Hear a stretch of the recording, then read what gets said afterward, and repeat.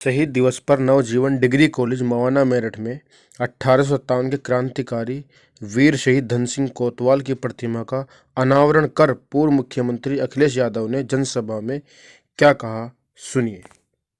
आज के कार्यक्रम में जहां हम सब इकट्ठे हुए हैं, 23 मार्च के दिन जब हम अपने ही बीच के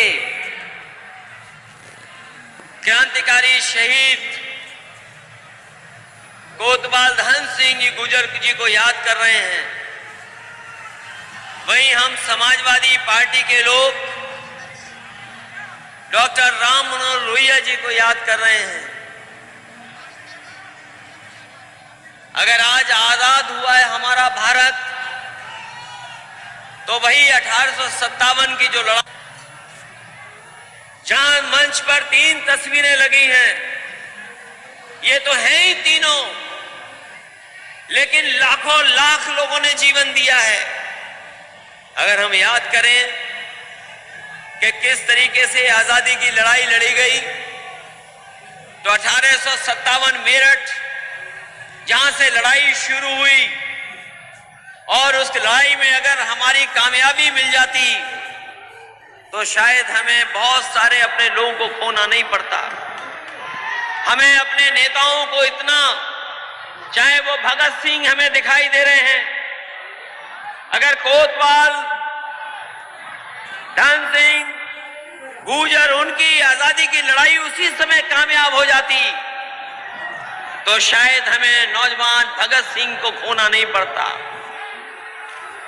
आज जब हम कोतवाल धन सिंह गुजर को याद कर रहे हैं, वहीं राम मनोहर लोहिया जी को याद कर रहे हैं, भगत सिंह को याद कर रहे हैं, और न जाने कितने क्रांतिकारी हैं जिनकी कुर्बानी की वजह से हमें आजादी मिली है।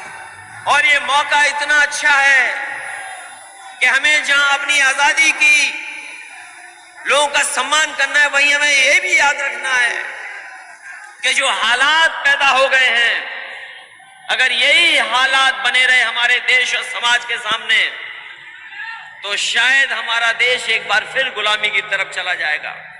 जिन्होंने इतिहास के पन्ने पलटे होंगे, इतिहास को जो समझते होंगे, जाना होगा, वो जानते होंगे कि भारत में एक ईस्ट इंडिया कंपनी आई थी। भारत में व्यापार करने के लिए, कारोबार करने के लिए एक ईस्ट इंडिया कंपनी आई थी और इस देश को गुलाम बना दिया।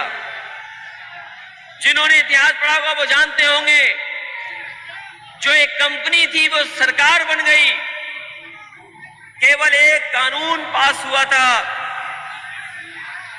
एक कानून पास हुआ, ब्रिटेन में एक कानून पास हो गया, उसी समय एक कारोबार करने वाली कंपनी ईस्ट इंडिया कंपनी सरकार बन गई। और ऐसी सरकार बनी जिसने हमारे देश को गुलाम बना दिया। हमारा हर तरीके से, आर्थिक रूप से, सामाजिक रूप से, राजनीतिक रूप से जितना नुकसान अंग्रेजों ने किया, शायद उतना कभी हमारे भारत का नुकसान नहीं हुआ होगा। आर्थिक रूप से नुकसान हुआ, हमारी जो चीजें थी कारोबार कर करके यहां से लेके चले गए। ये जो हालात हैं, हमें याद करना चाहिए कि जो भी शहीद हुए वो सब किसान और गरीब के बेटे थे। बताओ, कोतवाल धन सिंह किसान के बेटे थे कि नहीं थे?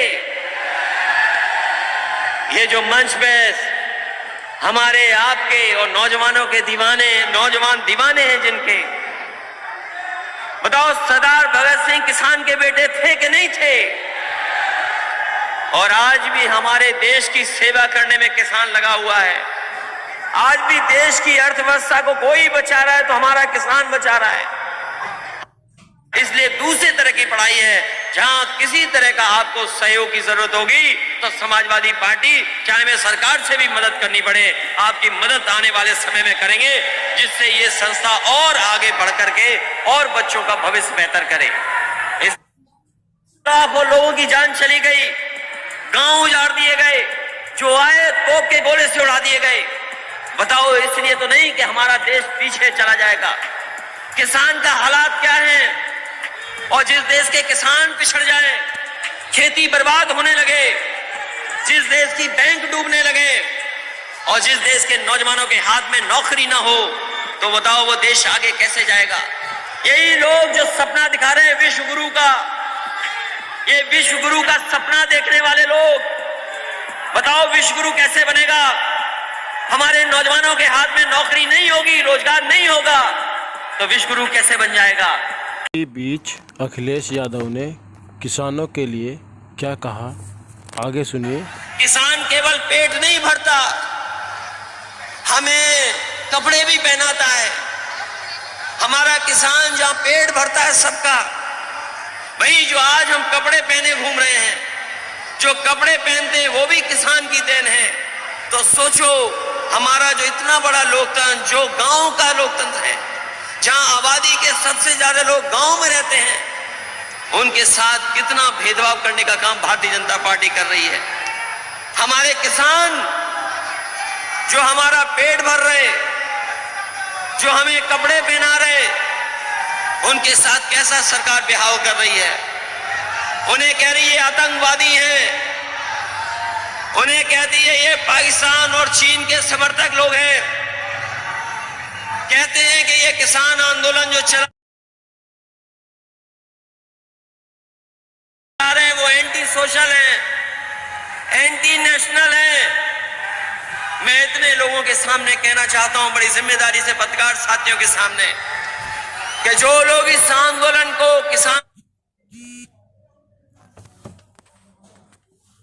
के आंदोलन को बदनाम कर रहे हैं, जो किसानों पर आरोप लगा रहे हैं, जो किसानों को कह रहे हैं कि दलाल हैं, आतंकवादी हैं, मैं उनसे कहना चाहता हूं, जो किसानों का आंदोलन खत्म करना चाहते हैं, वो सबसे एंटी सोशल, एंटी नेशनल लोग हैं, जो हमारे किसानों का आंदोलन खत्म करना चाहते हैं।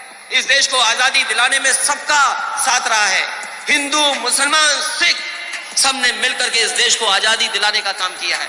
आजादी की जब लड़ाई लड़ी गई, कोई जात पात नहीं थी, कोई धर्म नहीं था, हिंदू, मुसलमान, सिख एक होकर के इस देश को आजादी दिलाने का काम किया। इसी और किसानों के साथ साथ सरकार पर भी जमकर बरसे, और सुनिए क्या कहा। किसान का हालात क्या है, और जिस देश के किसान पिछड़ जाए, खेती बर्बाद होने लगे, जिस देश की बैंक डूबने लगे और जिस देश के नौजवानों के हाथ में नौकरी ना हो, तो बताओ वो देश आगे कैसे जाएगा। यही लोग जो सपना दिखा रहे हैं विश्व गुरु का, ये विश्व गुरु का सपना देखने वाले लोग, बताओ विश्व गुरु कैसे बनेगा। हमारे नौजवानों के हाथ में नौकरी नहीं होगी, रोजगार नहीं होगा, तो विश्व गुरु कैसे बन जाएगा। वही सरकार केवल नाम बदल रही है, केवल नाम बदल रही सरकार। समाजवादियों ने सबसे अच्छी पुलिस को व्यवस्था दी थी, 100 नंबर सबसे अच्छी थी, गांव से फोन मिलाइए आपकी मदद के लिए पहुंच जाएगी। लेकिन सरकार ने नाम बदल दिया, 112 कर दिया, 100 का 112 कर दिया। गाड़ी वही है, पुलिस वही है। और याद रखना, जितने दुखी आप हो नौजवानों, जितने दुखी किसान भाई हैं, जितने दुखी हमारे अल्पसंख्यक भाई हैं, आपसे ज्यादा दुखी ये पुलिस वाले हैं, क्योंकि इनका भी वेतन कट गया है। आप चुपचाप पूछ लो इनसे। इस वैश्विक महामारी में कोई नहीं बचा, इनका भी वेतन चला गया। और याद दिला रहा हूं मैं आपको, बंगाल का चुनाव आप देख रहे हो कैसा हो रहा है। बंगाल का चुनाव आप देख रहे हो कैसा चुनाव चल रहा है। बीजेपी हर हथकंडा अपनाएगी। उनके पास विजन के नाम पर केवल टेलीविजन है, विजन के नाम पर केवल टेलीविजन है, कोई विजन नहीं है। उन्होंने उत्तर प्रदेश को पीछे किया है, और उत्तर प्रदेश अगर खोएंगे तो देश की राजनीति में दिल्ली खो देंगे। इसलिए असली लड़ाई आपको लड़नी है, असली लड़ाई आपको लड़नी है। और असली मदद अगर कोई करेगा देश की तो आप करेंगे, क्योंकि उत्तर प्रदेश में भारतीय जनता पार्टी को रोक देंगे तो आप संविधान और देश बचा लेंगे। यही आपसे मैं निवेदन करना चाहता हूं। इन सब की मदद करना। बहुत बहुत धन्यवाद। एक बार फिर मैं शहीदों को याद करते हुए आप सबका बहुत बहुत धन्यवाद और आभार प्रकट करता हूं। उससे पहले पता लगा बहुत सारी जगह पर लॉकडाउन हो गया है। कई जगह पाबंदियां लगना शुरू हो गई हैं। कभी कभी हम सोचते हैं राजनीति में ये वैश्विक महामारी केवल विपक्ष के लिए है, क्योंकि बंगाल में चुनाव चल रहा, सभाएं हो रही हैं, कोई असर नहीं पड़ रहा वहां पर। लेकिन ऐसी वैश्विक महामारी आई कि सरकार ने कहा कि हम और आप लोग अपने नाक और मुंह बंद कर लें। हमने सरकार का कहना मान लिया, हमने नाक और मुंह बंद कर लिया। हम लोग कितनी कठिनाइयों में रहे, परेशानियों में रहे। बाहर निकले तो पुलिस ने लाठी मार के अंदर कर दिया, कर्फ्यू लगा दिया, अपमानित होना पड़ा, लोगों को जेल जाना पड़ गया। हम लोगों ने सबने सरकार का कहना माना कि अगर वैश्विक महामारी में बचना है तो अपने नाक और मुंह बंद कर लो। हम लोगों ने नाक और मुंह बंद कर लिए। लेकिन इसी दौरान ऐसे 3 कानून पास कर दिए और पता नहीं क्या कारण है कि जनता की तकलीफ भारतीय जनता पार्टी को नहीं दिखाई दे रही, न सुनाई दे रही है। अगर हमने नाक और मुंह बंद कर लिया तो भारतीय जनता पार्टी ने अपने कान और आंख बंद कर लिए, उन्हें तकलीफ नहीं दिखाई दे रही किसी की।